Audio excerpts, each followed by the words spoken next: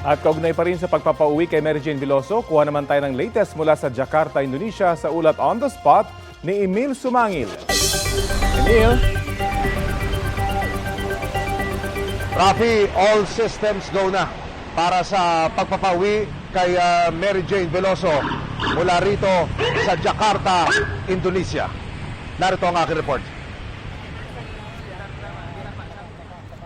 Alas 12 ng tanghali dapat ang itinakdang press conference dito sa Jakarta para i-brief ang media sa gagawing pag-turnover ng Indonesian government kay Mary Jane Veloso sa Philippine authorities, pero naiba ang schedule. Gagawin na ito alas 8 ng gabi, 9 o'clock oras dyan sa Pilipinas. Sa airport ito gagawin at inaasahang dito na rin ito turnover si Mary Jane Veloso sa mga opisyal ng Department of Foreign Affairs, Bureau of Corrections at National Bureau of Investigation. Dumating na rin dito sa Jakarta si Bureau of Corrections Director General Gregorio Katapang. Siya ang mabubuno ng Oplan Sundonesia, ang delegasyon na susundo kay Mary Jane. Sa ating panayam, kinumpirma niyang paglapag ni Mary Jane sa NAIA bukas ng madaling araw. Ididiretso na siya agad sa Women's Correctional Facility sa Mandaluyong. Hindi raw poposasan si Mary Jane. Hindi rin pagsusuotin ng body armor at payak na tatratuhin lamang bilang person deprived of liberty na wala namang dalang threat o banta. Naghanda raw ang Bucor ng adobong baboy at pastillas. Ito rin ang hiling ni Mary Jane na makain pagdating niya sa facility.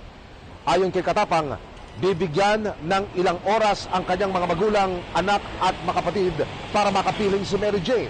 Pero binanggit din ni Katapang na sasailalim si Mary Jane sa 5-day quarantine sa loob ng pasilidad bilang bahagi ng protocol. Ang kanyang magiging selda, ang dating kinalalagyan ni Cassandra Leong. Mananatili muna siya ng kulang 2 buwan sa Reception and Diagnostic Center para sa orientation, diagnostic evaluation at initial security classification. Saka siya ililipat sa oras na aprubahan na ng RDC, Initial Classification Board. Narito na rin ang team ng NBI na makakatuwang ng DFA at Bucor sa turnover. Maigpit daw ang billing ng Department of Justice. Bawal mag-selfie kasama si Mary Jane. Gawin ang tama ang trabaho hanggang sa maiuwi si Mary Jane sa Pilipinas. Samantala, alas 12 ng tanghali dito sa Jakarta, Indonesia, Rafi, Connie, isang pagpupulong ang dadaluhan ng mga taga-DFA, mga taga-Bucor at National Bureau of Investigation dito mismo sa Embahada ng Pilipinas sa Jakarta, kasama ang mga opisyal ng Indonesian government para maplansya pa rin yung gagawing turnover na inaasahan mangyayari mamayang gabi. Rafi, Connie.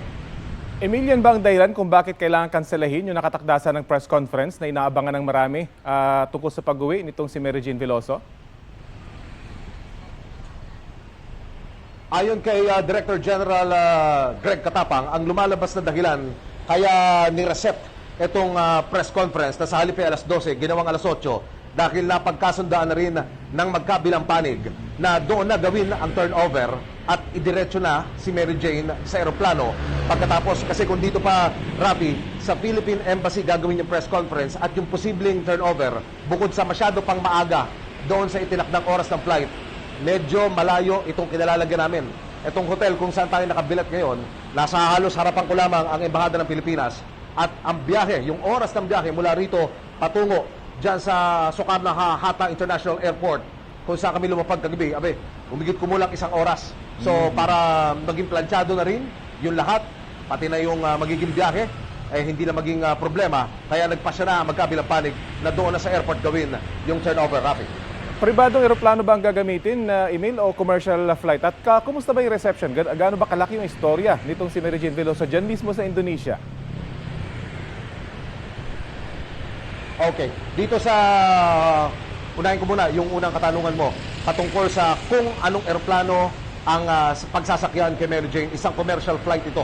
Ang alis ay pasado alas 12 ng madaling araw dito sa Pilipinas. 3 oras higit kumulang yung magiging biyahe at paglapag nga sa NAIA,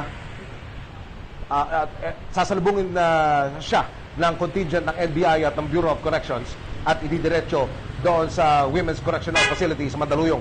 Sa iyong ikalawang katanungan, Rafi, kung paano ba tanggapin ng Indonesian media ang istorya na ito. Abe, ika nga sa lengguwahe natin, pang take one, pang gap one, hindi lang pang headlines. Meron pang follow-up story, meron pang developing story. Mainit na tinatanggap ng mga taga rito sa Jakarta, maging doon sa mga karatig lugar, yung istorya na ito. Katunayan, yung lugar kung saan paggaganapan yung meeting ay doon nga sa Philippine Embassy. Meron ng mga kasamaan tayong mga nasa sa hanap buhay na naroon, nakaposte na sa mga oras na iyon. Hindi lang ngayon, kagabi pa, Rafi.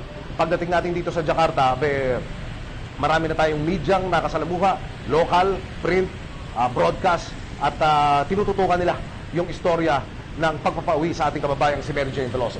Meron ba tayong impormasyon, Emil, kung may kapalit ang hinihiling yung Indonesia para sa pagpapauwi dito kay Mary Jane?